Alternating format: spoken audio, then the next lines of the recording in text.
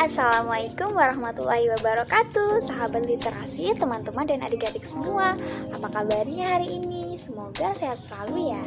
Nah, jangan lupa protokol kesehatannya supaya kita terhindar dari COVID-19.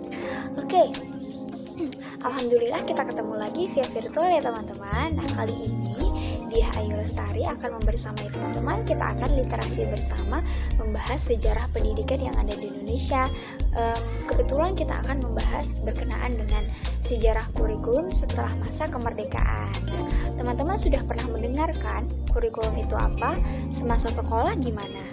Pernah dengar kan? Nah, kali ini kita akan membahasnya satu persatu ya teman-teman.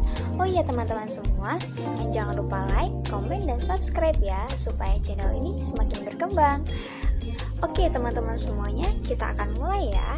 Nah, teman-teman sudah pernah dengar belum apa itu kurikulum? Nah, kurikulum adalah seperangkat rencana dan pengaturan mengenai tujuan, isi, serta bahan pelajaran yang digunakan dalam proses belajar dan mengajar. Ini ditujukan untuk mencapai tujuan pendidikan tertentu, teman-teman.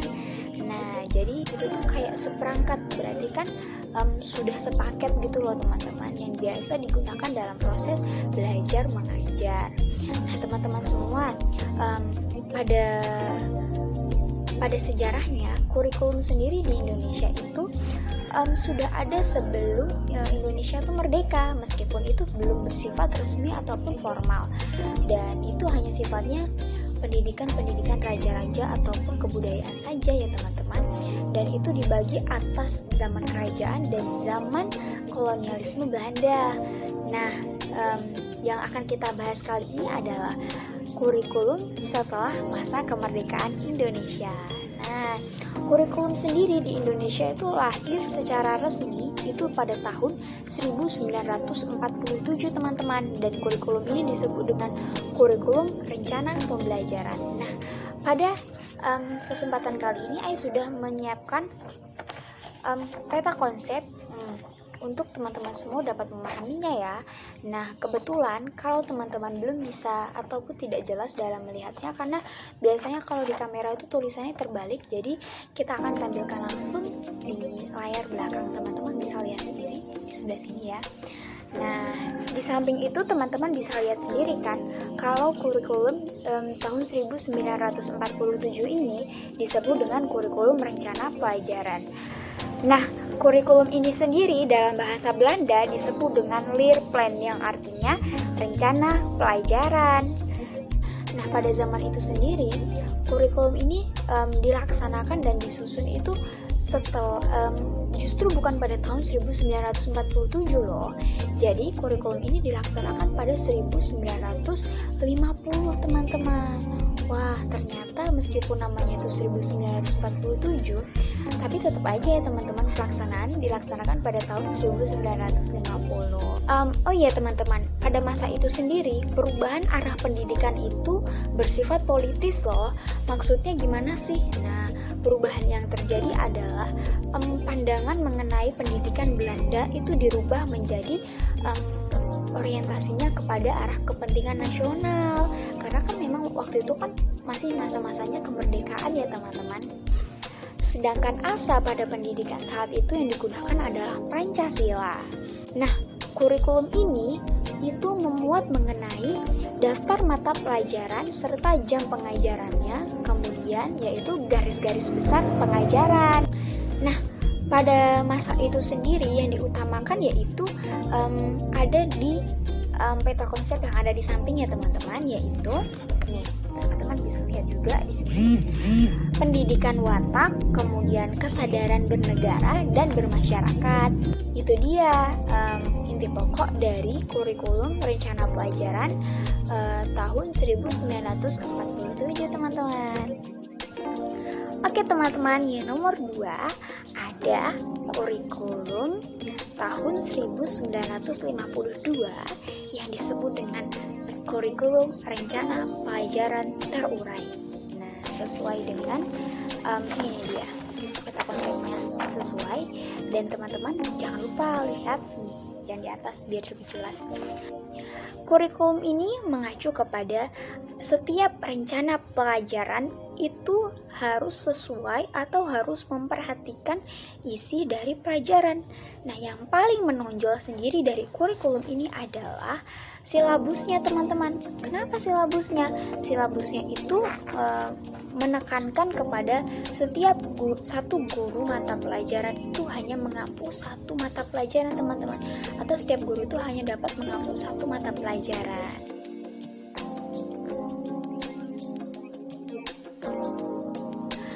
Oke teman-teman, pada tahun 1964 itu kurikulum yang baru lahir, teman-teman. Kurikulum ini itu menekankan kepada setiap rakyat itu dapat memperoleh pendidikan ataupun pengetahuan akademik, teman-teman, yang setara dengan sekolah dasar.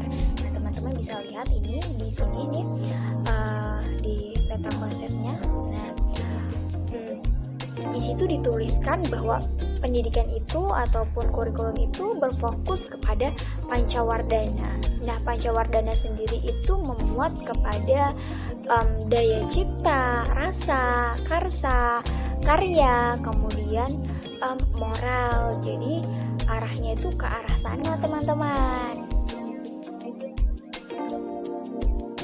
Oke, selanjutnya ada kurikulum tahun 1968 yang teman-teman bisa lihat di konsep samping. Nah, kurikulum ini merupakan kurikulum produk dari Orde Lama. Nah, kurikulum ini sendiri menganut kepada pembinaan jiwa Pancasila, kemudian kemudian pengetahuan dasar serta kecakapan khusus. Jadi, tujuan dari pendidikan ataupun kurikulum pada tahun 1968 itu sendiri adalah membentuk manusia dengan jiwa Pancasila sejati, kuat, dan sehat jasmani serta rohani.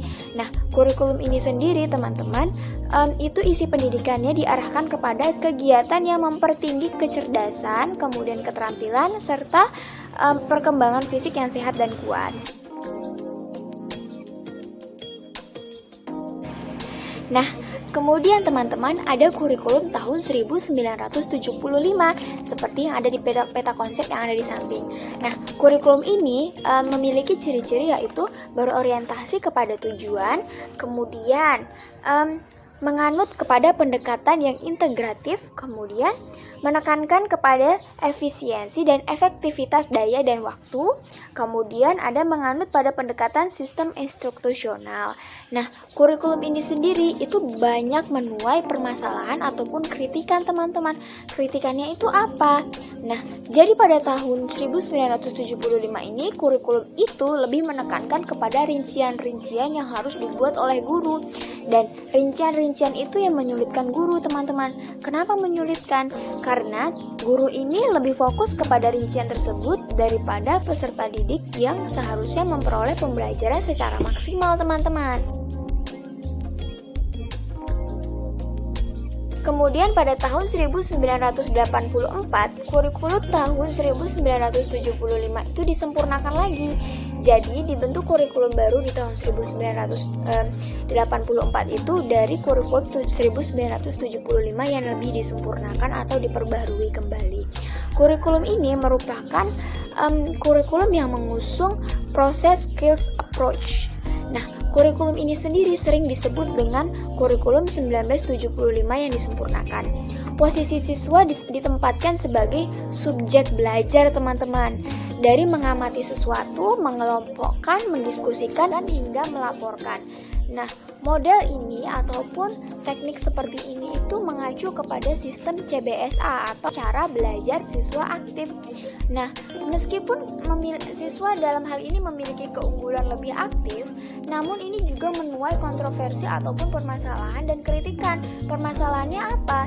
Karena terlalu aktifnya siswa jadi menjadi lebih sering berdiskusi, kemudian banyak sekali tempelan gambar di ruangan kelas, serta guru itu jadi malas untuk berceramah. Guru jarang sekali berceramah diakibatkan karena siswa yang terlalu sering berdiskusi. Jadi lebih aktif siswanya daripada gurunya ya, teman-teman. Kemudian pada tahun 1994, kurikulum baru itu lahir.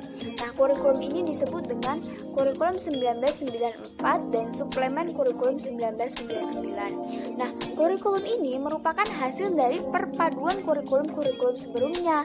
Nah, terutama pada kurikulum 1975 dan 1984.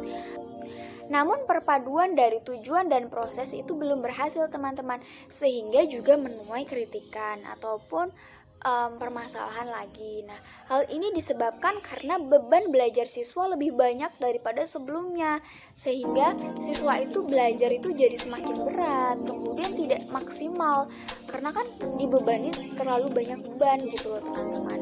Dan berbagai desakan dari kelompok-kelompok masyarakat tertentu itu mendesak isu-isu miring masuk ke dalam kurikulum. Akhirnya pada tahun 1998 diikuti dengan kehadiran suplemen kurikulum tahun 1999, terjadi perubahan, yaitu lebih menambah kepada sejumlah materi saja. Nah, ciri-ciri yang menonjol dari pemberlakuan kurikulum tahun 1994 ini adalah perubahan sistem semester berubah menjadi catur bulan, teman-teman. Nah, kemudian kurikulum ini itu bersifat populis. Kenapa populis? Karena dari pusat langsung kemudian diratakan kepada seluruh daerah, tidak memandang kondisi ataupun keadaan setiap daerah itu berbeda-beda. Nah, kemudian berlanjut kepada kurikulum tahun 2004 yang disebut dengan KBK atau kurikulum berbasis kompetensi. Nah, kurikulum ini lebih sempurna daripada sebelumnya karena di dalamnya menekankan kepada pengembangan dan penguasaan kompetensi melalui kegiatan pengalaman yang sesuai dengan standar nasional, teman-teman. Jadi sebenarnya kurikulum ini hampir mirip dengan kurikulum tingkat satuan pendidikan yang akan dilaksanakan pada selanjutnya di tahun selanjutnya. Dan kurikulum ini itu tidak bertahan lama karena berlanjut pada tahun 2006, teman-teman. Nah, ciri dari kurikulum ini sendiri yaitu menekankan kepada ketercapaian kompetensi siswa baik secara individual maupun secara klasikal. Nah, orientasi belajar siswa sendiri itu kepada learning outcome dan keberagaman, teman-teman. Nah, menariknya dari kurikulum ini yaitu sumber belajar itu lebih bervariasi daripada sebelumnya, teman-teman. Jadi guru bukan satu-satunya sumber belajar dan buku juga bukan satu-satunya sumber belajar.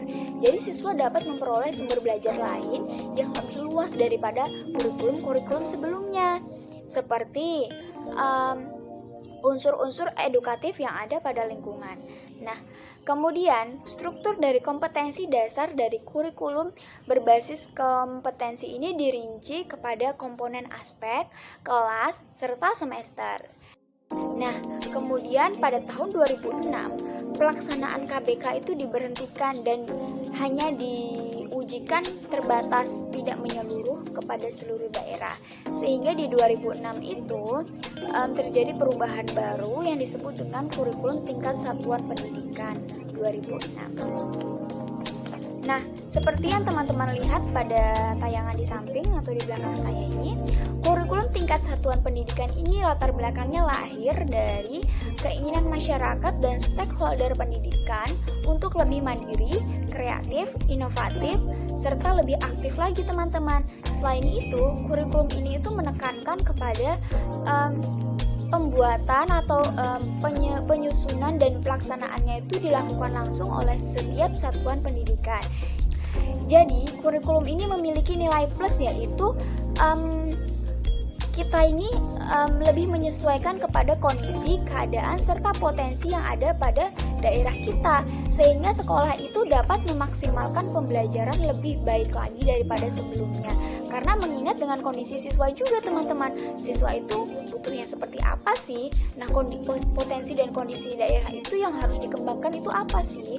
Serta latar belakang yang lain itu yaitu sejalan dengan otonomi daerah. Karena itu tadi kan disesuaikan dengan keadaan dan potensi daerah kan, teman-teman.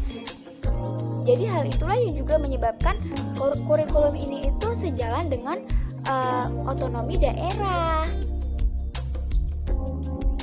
Nah, banyak sekali ya kita belajar hari ini teman-teman. Jadi kita belajar ada 9 kurikulum yang pernah ada di Indonesia. 9 itu adalah kurikulum tahun 1947, kemudian kurikulum tahun 1952, kemudian kurikulum pada tahun 1964, kurikulum pada tahun 1968, kurikulum pada tahun 1975, kurikulum pada tahun 1984, kemudian kurikulum pada tahun 1994, kurikulum tahun 2004, dan kurikulum terakhir yaitu kurikulum tahun 2006 atau KTSP 2006. Nah, kurikulum yang baru juga ada teman-teman, yaitu kurikulum yang saat ini kita gunakan, yaitu kurikulum tahun 2013 atau K13 yang saat ini sudah direvisi yang lebih baik lagi. Nah, untuk lebih jelasnya, kurikulum tahun 2013 ini lebih rinci daripada kurikulum tingkat satuan pendidikan atau kurikulum sebelumnya. Jadi teman-teman bisa literasi ataupun membaca sumber lain mengenai kurikulum 2013 ya, karena hari ini saya hanya menyampaikan sebatas pada kurikulum tingkat satuan pendidikan saja. Apabila ada salah kata ataupun salah ucap, teman-teman, saya mohon maaf sekali ya teman-teman, karena kita semua sama-sama belajar. Oke, jangan lupa literasi. Salam semangat, salam literasi, salam biologi. Ketemu lagi nanti di konten-konten selanjutnya ya teman-teman. Jangan lupa literasi. Assalamualaikum warahmatullahi wabarakatuh teman-teman. Dadah.